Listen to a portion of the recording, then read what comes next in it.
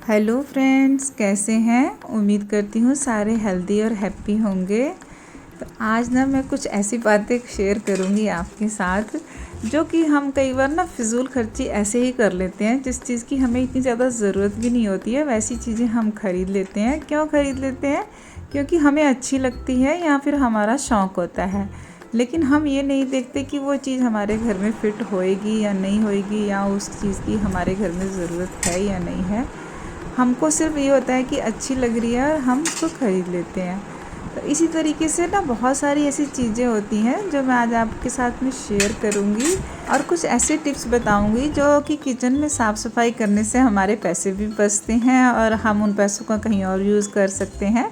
वैसे तो साफ़ सफाई सारे ही करते हैं, मैं भी हूँ, ऐसी नॉर्मल ही बातें हैं। क्या होता है ना कि कई बार हमें ना किसी की बातें सुन के कुछ ना कुछ अच्छी टिप्स मिल जाती है। तो मेरी कोशिश यही है कि जो बिगनर्स हैं उन लोगों को ज़्यादातर पता नहीं होता है, तो हो सकता है उनके मतलब की कोई बात अच्छी मिल जाए। तो देखिए, साफ़ सफाई करने से क्या होता है ना, जो सालों पड़ी हुई चीज़ें होती हैं पुरानी, वो भी नई सी लगती रहती हैं। और अगर हम उन्हें सही टाइम से साफ़ सुथरा करके रखते हैं ना, तो उनकी लाइफ जो है वो कम से कम भी 4 गुना तो बढ़ ही जाती है। और वो चीज़ें हमेशा नई सी लगी रहती हैं। जब भी आप उनको देखोगे ना, तो आपको ऐसे लगेगा कि जैसे अभी ही ख़रीद के लेके आए हैं। तो कुछ सामान ऐसा है जो मैंने भी ख़रीद के गलती की और मेरा किसी काम भी नहीं आया, तो आज मैं आपके साथ वो भी शेयर करूँगी, जिससे आपको पता चल सके कि क्या लेना है क्या नहीं लेना चाहिए। तो देखिए, सबसे पहले तो ये है साफ़ सफाई से रिलेटेड कि जब भी कोई डिब्बा खाली होता है ना, उसको तुरंत ही साफ़ करके फिर ही उसमें ना दोबारा से उसको रिफ़िल करें। देखिए, अब जैसे चीनी है ना, ये थोड़ी थोड़ी सिल जाती है, नीचे गीला गीला हो गया है। अगर हम इसी में डाल देंगे ना ऐसे ही, तो जो दूसरी चीनी होएगी ना, वो भी ऐसी ही हो जाएगी और उसमें स्मेल और आने लगती है। और देखिए, जो डिब्बे धोने वाले होते हैं उन्हें तो धो ही देना चाहिए, और कुछ डिब्बे ऐसे भी लगता है हमें कि ये साफ़ ही हैं, तो उनको भी कम से कम कपड़ा तो उनके अंदर ज़रूर मारना चाहिए। क्योंकि क्या होता है ना, कई बार दालें हमें लगता है कि जो पुरानी दालें होती हैं वो ठीक हैं, लेकिन कुछ ना कुछ पार्ट्स उनके ऐसे रह जाते हैं पुराने, जिसकी वजह से अगर हम नई दालें उन्हीं में डाल देते हैं ना, तो उनके ख़राब होने के चांसेस भी जल्दी हो जाते हैं। तो इसलिए उनको भी कम से कम अच्छे से पोंछ के और फिर ही उसमें डालें। और बरसात के टाइम में ना कुछ ऐसे भी सामान होते हैं जिनमें जल्दी कीड़ा लगता है, जैसे कि अब ये सूजी है, तो मैं इसको ना जो बच गई है ना, मैं इसमें रिफ़िल नहीं करूँगी, बल्कि ऐसे घुमा के इस तरीके से रखूँगी ताकि वो खुले ना, और उसे अंदर डिब्बे में बंद करके रख दूँगी। और कई बार क्या होता है ना, कोई दाल का पैकेट खुल जाता है और कोई डिब्बा हमारे पास खाली नहीं होता, तो अगर ऐसा होता भी है ना, तो उसे रबड़ बैंड की हेल्प से अच्छे से टाइट करके बांध देना चाहिए। और मैंने ना आज किचन के सारे मसालों के डिब्बे धोए थे, तो जो पुराने मसाले, खड़े मसाले अक्सर हम रखते ही हैं घर में, बहुत ज़्यादा ज़रूरत रहती है। तो अब जितने भी ये पुराने रखे हुए हैं ना, इन सबको मैं एक जगह इकट्ठा करूँगी। और ये मोटी इलायची तो खैर ज़्यादा हो रही है, थोड़ी सी कम डालूँगी, और इनको मैं रोस्ट करके इनका गरम मसाला बना दूँगी। और वैसे भी ना मैं मसाले घर में ही पीसती हूँ, बाज़ार के मसालों का मेरे को कोई भरोसा नहीं रहता है, उनमें क्या मिला है क्या नहीं, और वो महंगे भी बहुत होते हैं। तो यहाँ पे ना जार मैंने धोया था, इसको मैं पहले अच्छे से सुखा लूँगी, पहले कपड़े से और फिर धूप में रख के सुखा लिया है। अब मसाला मैंने पीस लिया है। अब मसाला तब डिब्बे में भरूँगी जब ये पूरी तरीके से ठंडा हो जाएगा। अगर हम ऐसे ही भर देते हैं ना, तो मसाला जल्दी ख़राब हो जाता है। और धनिया भी पीस लूँगी मैं। तो जितने भी मसालों के डिब्बे थे ना, उनको मैंने धो के अच्छे से धूप में सुखा लिया है, और अब मैं इनमें मसाले भरूँगी।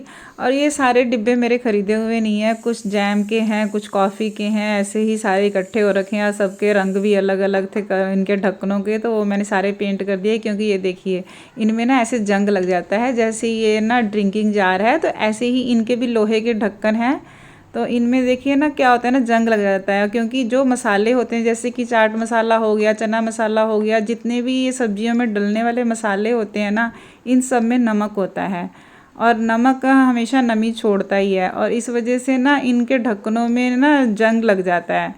तो ये देखिए, ये मेरे पास बहुत पुराने डिब्बे हैं, यानी कि ये कांच के जार हैं, बॉर्नविटा का और हॉर्लिक्स का।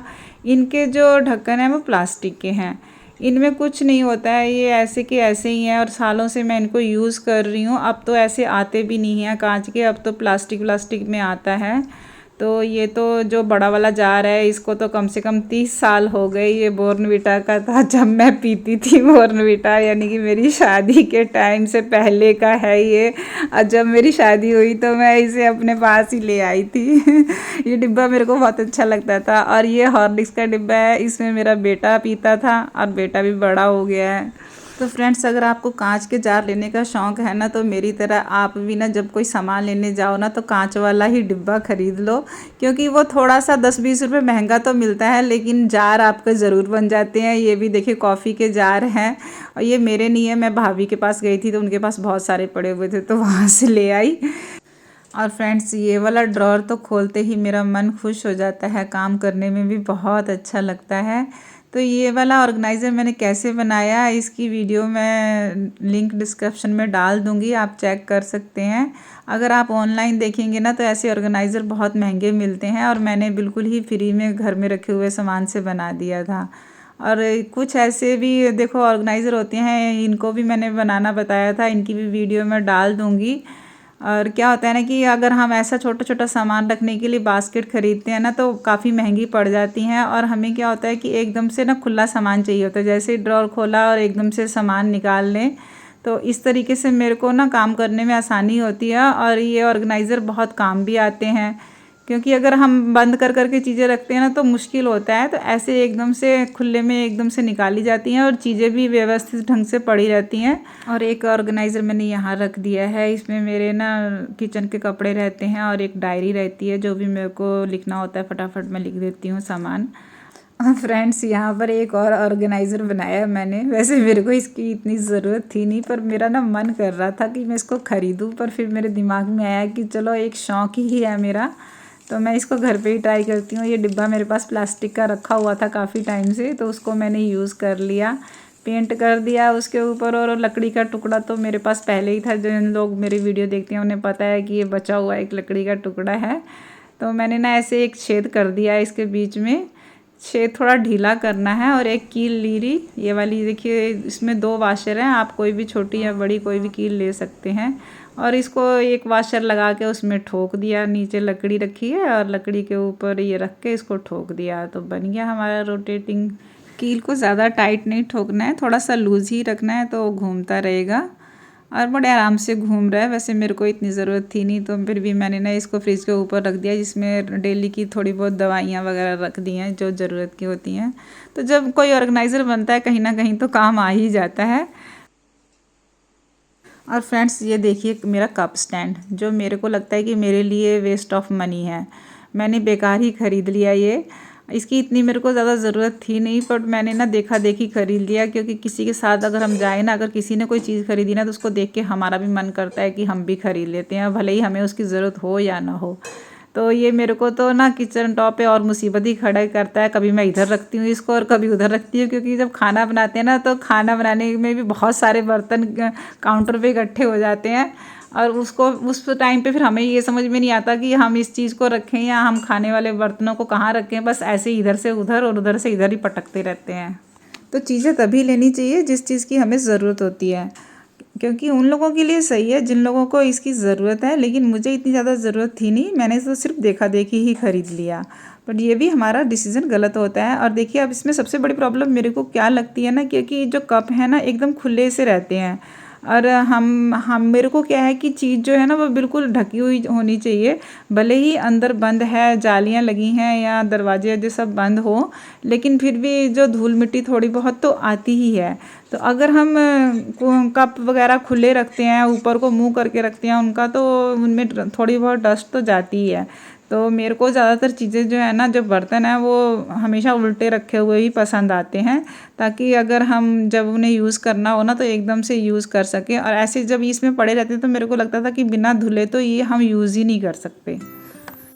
जिन लोगों को ज़रूरत होती है इसकी उन लोगों के लिए तो सही है, लेकिन मेरे लिए तो ये किसी काम का नहीं था, मैंने तो बेमतलब में ही ख़रीद लिया देखा देखी। तो कभी कहीं मैं किसी ड्रॉर में डाल देती हूँ इसको, कभी किसी ड्रॉर में डाल देती हूँ। अब इसका मैं लास्ट में ना कोई DIY ही बनाऊँगी।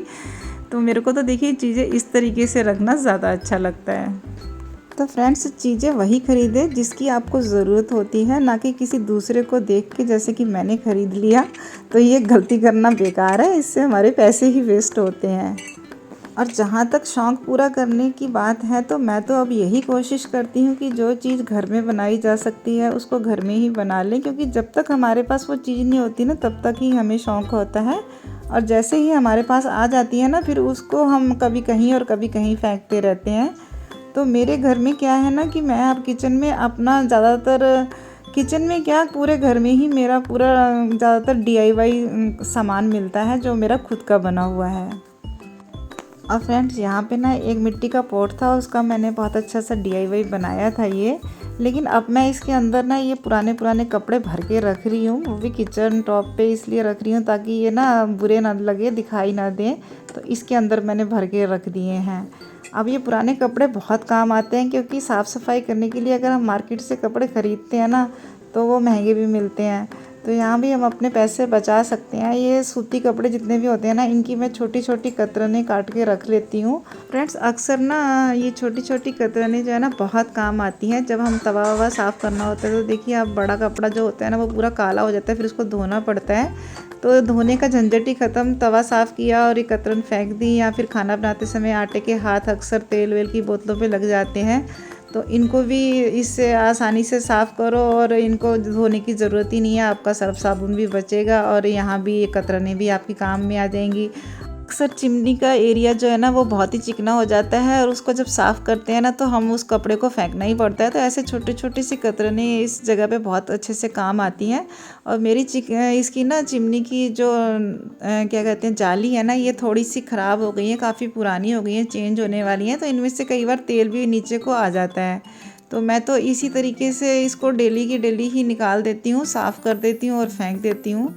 तो फ्रेंड्स है ना, साफ़ सफाई के साथ में पैसे भी बचाओ, और जो पैसे बच जाएं उनसे फिर आप अपने लिए सूट खरीदें या कोई भी अपना जिस चीज़ को मन करे वो खरीदे, तो बढ़िया है ना। साफ़ सफाई की साफ़ सफाई और अपने पैसे भी बचे, और जहाँ ज़रूरत हो वहाँ पे उन पैसों को लगाएं।